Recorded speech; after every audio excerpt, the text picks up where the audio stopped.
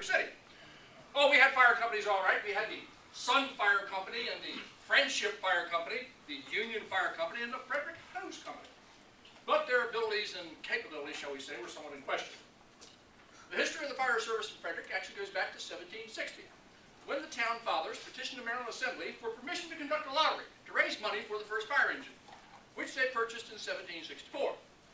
The engine was called the grandfather and assigned to the Frederick Hose Company, the predecessor to today's Independent Hose Company, which, by the way, was organized in 1818, and is the oldest continuously operating fire company in the state of Maryland.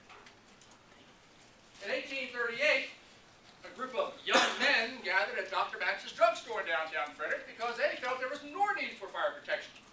And this group of young men organized a fire company. In fact, they were dubbed the Young Men's Fire Company. But when they organized, they incorporated as the Junior Fire Company No. 2, presently located at 6th and Market Street, originally located at 2nd and Market Street in downtown Frederick. In 1840, tragedy struck the Junior Fire Company as well as the fire service of the state of Maryland.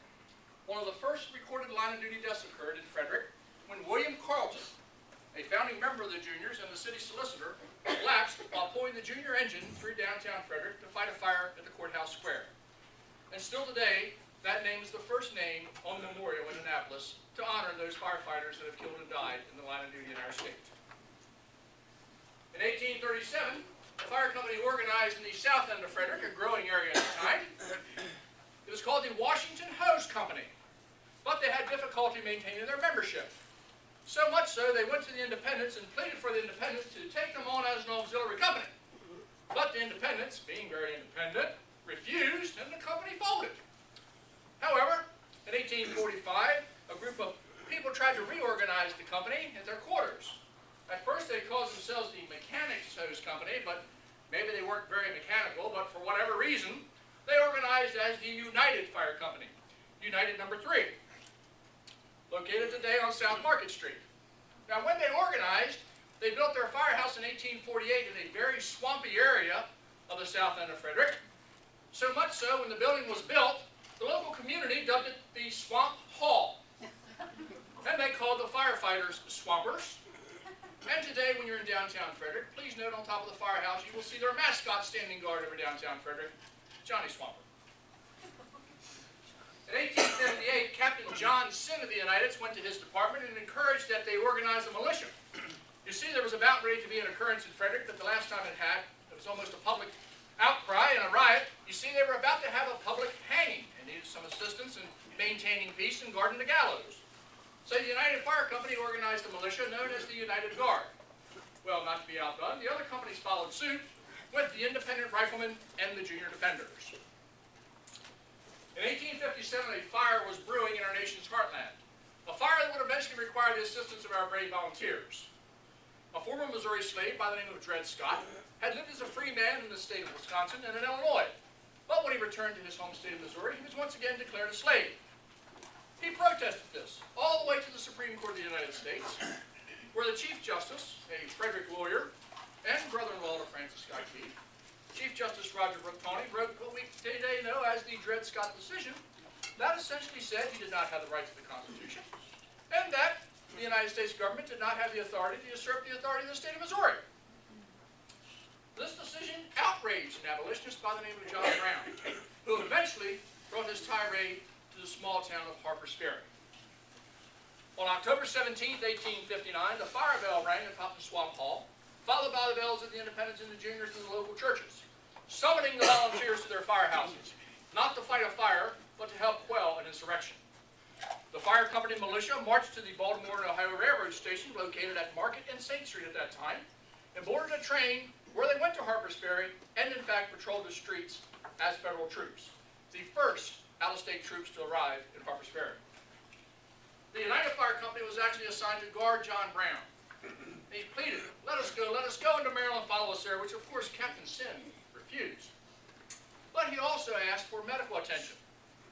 Captain Sin summoned Dr. Tyler, who was the surgeon of the Junior Fire Company, to come to Harper's Ferry and to render aid, not only to John Brown's men, but also to some of the Marines and local civilians that were injured in the raid. At his trial in Charlestown, John Brown actually did thank the humane treatment of the United Fire Company and the Frederick Firemen that they were shown during their insurrection. Well, the Civil War, of course, broke out. The Junior Fire Company No. 2 was actually a part of General Hospital No. 6, treating soldiers from the Battle of Antietam. It also should be noted that the Junior Fire Company at that time was the home of the local chapter of the Sons of Temperance, an organization I doubt they could accommodate today. In fact, I don't know any fire company that could accommodate it today.